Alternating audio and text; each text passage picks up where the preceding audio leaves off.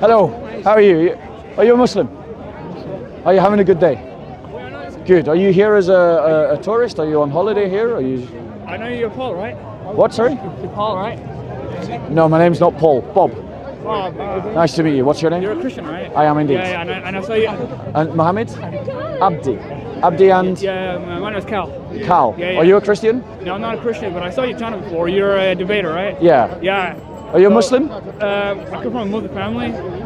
Practicing or non-practicing? Irreligious, I'll say. Okay. I'd rather say irreligious right now. Sorry? I would rather say irreligious. Irreligious? Yeah, irreligious. Okay, what? I'll because I have to go right now. I'll talk to you 5 minutes, that's fine? Yeah. Yeah, 5 minute conversation? Let's do it. Yeah. So, you're usually a debater. You talk about Christianity, right? Yes. And the thing is, I do know a bit about Christianity, not to a high extent, but I know there's a lot of sects in Christianity, right? Yeah. So there's a lot of sects in Christianity. There's a lot of sectism with Christianity, like Catholicism. Sects, yeah. Yeah, like Catholicism, Protestant, and evangelical, but that's Protestant, right? Evangelical is Protestant and Catholic are different, but yes. Yeah, because of school thought, right? Yeah. Like, okay, so you're a Protestant, right? No, I'm an ecumenical Christian. Oh, okay. Just to add to your list. Oh, okay. Yeah. So anyway, where's this point going? What is it you're trying to get at? Well, I just try to understand that, what's your view based on the fact that this country is not as Christian? Because you do talk about, you want to convert a lot of people back to Christianity. Yeah. And that's your opinion. That's fine. Like, I respect that. You want this country to be more. You want this country to come back to the traditional root, right? Yeah. And this country has become more secularized, right? Yeah. And I think it's okay. There's nothing wrong with it. Well, I would say that the UK has gotten worse since we abandoned Christian teaching. All right. Since we abandoned Christian teaching, we've participated in a genocide of millions of children. Okay. Since we abandoned Christian teaching, we've seen family breakdown. We've seen adultery, we've seen substance abuse, we've seen alcohol abuse. You go out on a Friday night in the UK and you just see absolute chaos on the streets of the UK. And this is all because we've abandoned the way of Jesus. We've all abandoned the path of Christ. And what we need, and that's because every man has become their own shepherd, every man has gone their own way and they've abandoned the Lord. What we need is a shepherd, what we need is a direction. And Christianity is both the historical tradition of our country, but it is also, I would argue, objectively better than any alternative. So better than Islam, better than ethno-nationalism, better than communism, better than fascism. It is the best way of organizing your society, of living your life. Can you explain why Christianity is declining? Because if you go to churches, right? Yeah. Everyone are basically leaving their churches. None of them are basically learning their traditional root. So if Christianity is so perfect, why is everybody leaving?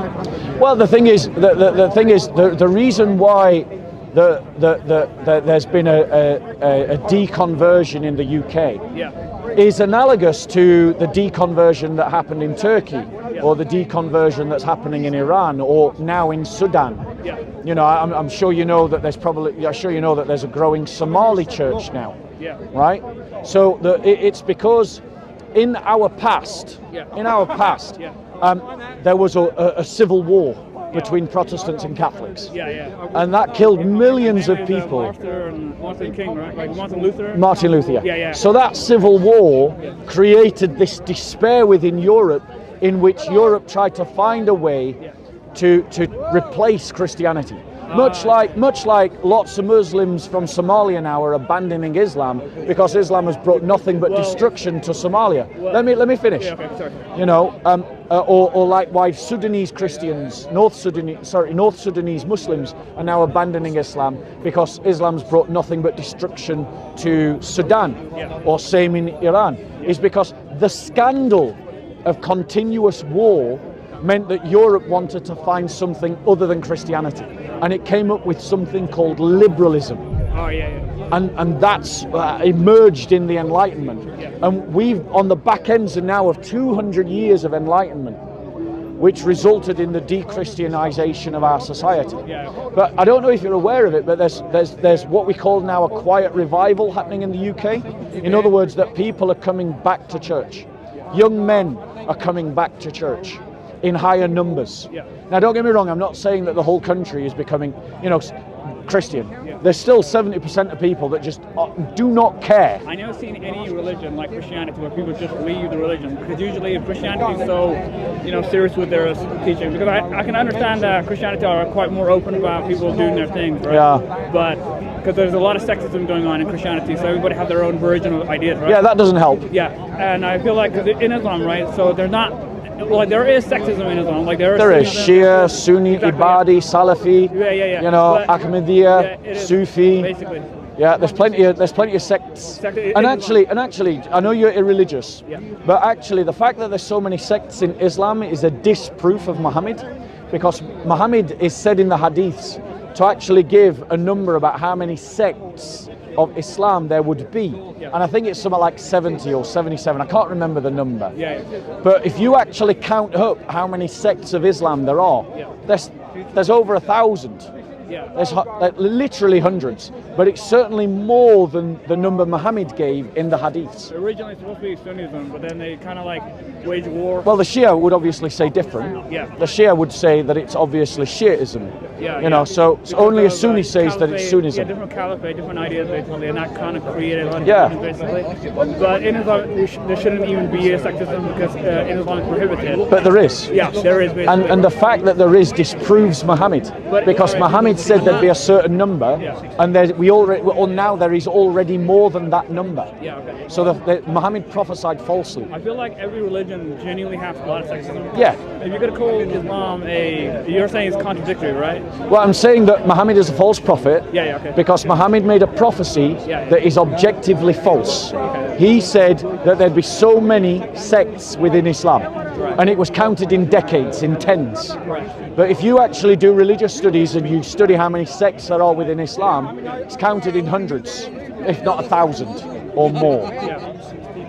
So Islam basically has sexism, right? Just like Christianity. Just like Christianity. And that contributes to why people are deconverting. And that's what Jesus said. Jesus actually said that the world will know that the Father has sent me by the way that you love one another. And the very fact that Christians have failed to love one another is one of the reasons that people give not to believe in Christianity. And it's the thing that causes confusion. So sectarianism is antichrist. It is against the Christian faith. I actually believe that Islam pretty much shouldn't even be any sectism. There shouldn't be any divisions along with it. But it's all constituted based on the caliphate because of like different leaders and different leaders, like how Hamza the caliphate. Sorry, Ali. Right? So Ali basically he had no interest in wanting to be a leader, right? So for example, Abu Bakr was supposed to be the first caliphate to lead, but then the Shia group basically believed that Ali should, because he had a relationship with Muhammad, right? A relative relationship.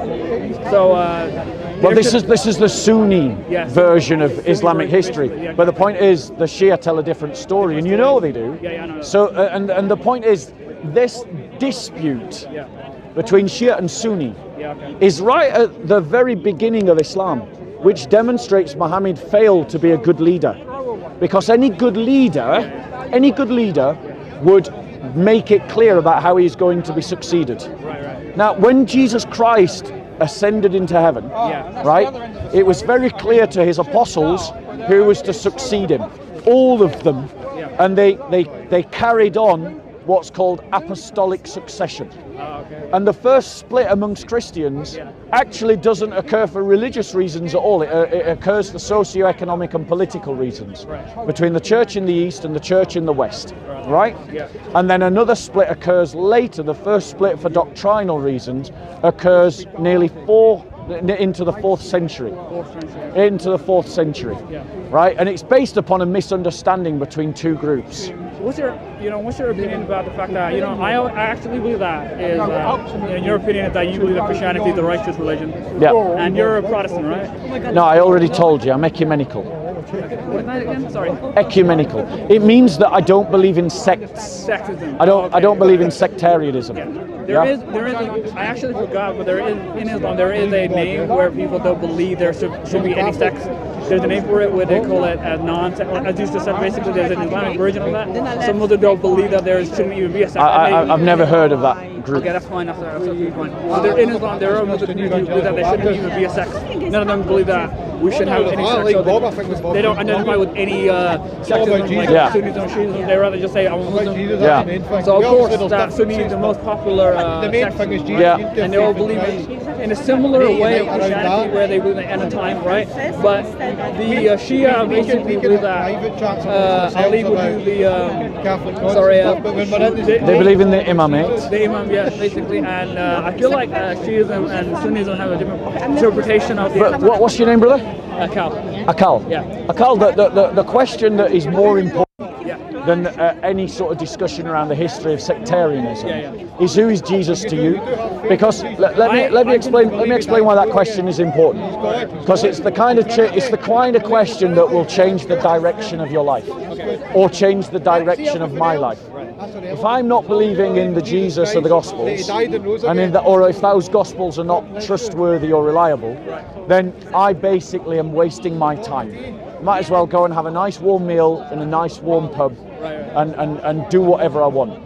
If Christianity is true, if Jesus is who he says he is, then you should become a Christian. And you should join the Somali church, which is a growing church. I don't believe, well actually I don't believe in Christianity. I just think that Christianity is, I just feel like... Tell me your honest, what do you honestly believe Christianity is? Well, I actually think that Christianity has some contribution to the European civilization, but I genuinely don't think that it needs to even exist anymore. Sorry? I don't think it should exist right now, because I feel like everybody should be more individualist, right? Right. I don't feel like, I genuinely don't think there's anything wrong with being a Christian, but I feel like we're living in a different era now, where people should be more individualist and more liberalized with whatever they want to believe in, basically. So that's what I believe. I understand, but I want to point out to you, Cal, that you're leaning on distorted Christian ideas. Individualism emerged because of Christianity. Liberalism emerges because of Christianity.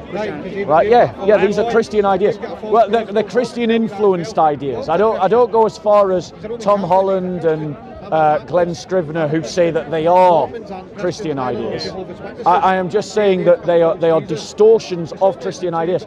So here's my thing: is that the way that you want to live is based on something Christian, right? Because it really is. It honestly is. Individualism and liberalism are both distortions of the Christian worldview. Individualism comes from two things. It comes from the fact that when Christianity emerged, we told people to leave their tribe and leave their families and join the church. That creates a kind of atomization. I'm conscious. Are you wanting to record or? Yeah. Shall we stand over there so you can get a better volume? Let's peppermint. No, peppermint. Thank you. Brother, let's go over here. Is there a 3 minutes? Just a 3-minute conversation, 3 minutes? Yeah. Really quickly. So hold on one second. So individualism emerges from Christianity because Christianity calls people to leave their families to join the church. That creates an atomization. Secondly, Christianity, through its sacrament of confession, encourages individual responsibility for your own conduct, and that therefore is the creation of the structure of the idea of the individual self. What about, and that emerges in liberalism. What about Roman Empire? Like, the Greeks in the Roman Empire, I feel like they're the one that popularized individualism. They're the one that give the concept of how people can have democracy. You know how democracy is more of a Roman concept. But democracy doesn't necessarily create individualism. But it does give people the right to think who they want to pick as the leaders, right? Like they decide who want their leader to lead a nation. The democratia of the Greeks was not like what we think of a democracy. It was only aristocrats. Okay. So it was only male aristocrats that could vote, not slaves, not Do you believe that women. Islam, for example, value democracy? Sorry? Do you believe that Islam, I know that deep down Islam does not value democracy. individualism. Yeah, I know. It does. It values theocracy, basically. Yeah. You know, theocracy. And caliphate. Yeah, caliphate, theocracy. It's not just that Islam is theocratic. Yeah. It is that Islam is intrinsically caliphatic, right? Christianity can use democratic tools, democratic instruments, but Christianity also believes in a theocracy. Theocracy. But we're not committed to an idea of a. Do you want this country to become theocratic? Yeah, Christian theocracy. Yeah. Yeah, theocracy. Islam, for example, genuinely prioritizes theocracy. However, I genuinely believe that theocracy has no place in any government. It should be more secularized, because everybody, just like how you have the right to express your freedom, and just like how my relatives have the right to express their religious freedom. I feel like secularism is the only way to have a progressive society. Well, so I know that as a Christian, you feel like, you know, because I know that England has an English root and a Christian root. I get that, and it thrives based on that. And I believe that you feel like nobody's becoming religious these days. People are becoming like losing their mind. Like mental health is skyrocketing, and people rather just, you know, become individualistic. And you believe that individualism just doesn't work anymore. Yeah, liberal secularism does not work. Does not work. Yeah. You look at America or Canada or Britain, individual liberties are being crushed right now. In Canada, they're just passing a hate speech law that would make saying very normative Christian statements illegal. Yeah. Right, they're doing that in Canada. When you go back over to the other side of the pond, have a look into it. In the UK, we're arresting people for thinking inside their own heads. The problem is, if you have a secular state, you don't have a neutral state. The state still has to believe in something. If it doesn't believe in Christianity, it's still got to believe in something else. And when it doesn't believe in Christianity, it believes in its own ideologies, whether that's fascism or Nazism or communism. These are all examples of secular states, or liberal states, or progressive states. But the point is, the moment it has that doctrine, it ends up with its own points of blasphemy. And so within progressive states, the point of blasphemy is when you question individual autonomy, is when you question the idea of individual identity. And so people are being arrested in this country for simply not agreeing that a man can become a woman. Do you think that's fair? Do you think it's fair that people are being arrested because they pray in their own heads against abortion? Because that's happening in the UK. I believe that everybody has every right to express themselves, just like you, and I believe that. But I feel like it's more difficult because it's just that I feel like it's more of a new concept where everybody are expressing themselves. It's just not easier right now because everybody are so culturally different. You know, Islam, for example, are very conservative, right? Yeah. Like Islam value conservatism, and it just doesn't really intertwine. Like it does not collaborate well with individualism. So yeah, but what I'm saying is that in the UK, the moment you establish individualism as your tenet, your doctrine, at some point you start making it illegal to question that, which is where we've arrived at in the UK, in Canada, in France, in Germany, in the Netherlands, in America, because of Elon Musk and Trump. There's been a pushback to individual liberty. But that is because they're tapping more into classical liberalism than progressive liberalism. My point to you is that you're not abandoning religion. You're just replacing one religion with another. I'm not really, I have no value prior to with Christianity, but I'm more open-minded with other religions. I feel like other religions have every right to express themselves. I'm more of a free-spirited guy. Like I understand that. I like to prioritize as an individualist. I like to learn other religions instead of judging them. So what do you know of Christianity then? Because you've come to talk to me. You spotted me. You came and wanted to have a chat. Like you have a good debate. Your debate skills pretty good. Pretty good. So I kind of understand that Christianity has a lot of sectism. I feel like you have the right to express your freedom. If you want to express, if you believe that Christianity should come back the way it is, that's your freedom. But I believe that secularism is the best thing for England. Right, you know secularism is a distortion of a Christian idea, right? So Christianity is the one that comes up with the idea of the secular state and the religious state. Let me explain. That's a Christian invention. It's, you know, like on lots of Christian flags, you see a double-headed eagle. Yeah. That's representing the secular state and the church, right? Like separation of church and state, right? Yeah, exactly. Yeah. So Christians believe that the church institution and the state institution should be separate. And the reason for that is when Paul was going around and the other apostles were going around and establishing churches, they were establishing a form of religious government for a people that was separate from the secular government of Rome. And then these two things grew up together until Christianity, by the Romans, was put on equal par to the Roman state. And the Roman emperor then saw the bishops as being his equals, but in different spheres. So in religious matters, the emperor bowed to the bishops. In secular matters, the bishops bowed to the emperor.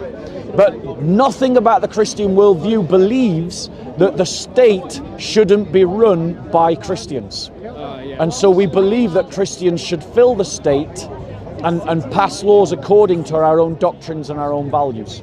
In America, they call it Christian nationalism. Christian nationalism. Yeah? Not to be confused with white supremacism or white imperialism. Because that contradicts the Christian way of completely contradicts that. For example, is a Semitic guy, right? He's Semitic. Yeah, exactly. And he wasn't white. Well, yeah, white supremacy, for example, prioritized and values the Nordic ideology of whiteism, you know? Like, well, it's not a Nordic ideology, it's a modern Enlightenment ideology. It came when we moved away from Christianity. Right. It came then, when we moved away from Christianity. Are you needing to go? I want to give you a gift, Carl. Go, just a gift to say thank you so much for being so polite and patient and kind. We could debate again if I see you again. Well, I'll tell you what, I'll give you my card, and when you're back in the US, let's arrange a Zoom call and we'll talk some more. How about that? Merry Christmas. You have let me give you my card if you want to get in touch. And then we can talk in the future. Yeah, sure. There you go. Nice, mate. Have a good day. God bless. Right, yes. Yeah, he's a nice guy. Hello. Have you ever seen people thinking that conversation? Well, Cal just wanted to come and talk to me because he's seen me on TV, on video, on YouTube. He's one of the many growing non-religious post-Muslim Somalis, and he's not practicing Islam, and he just wanted to know a little bit about Christianity. And so I got to talk to him about Christianity. Brother, are you a Muslim? He is a Muslim, isn't he? Can I ask you a question?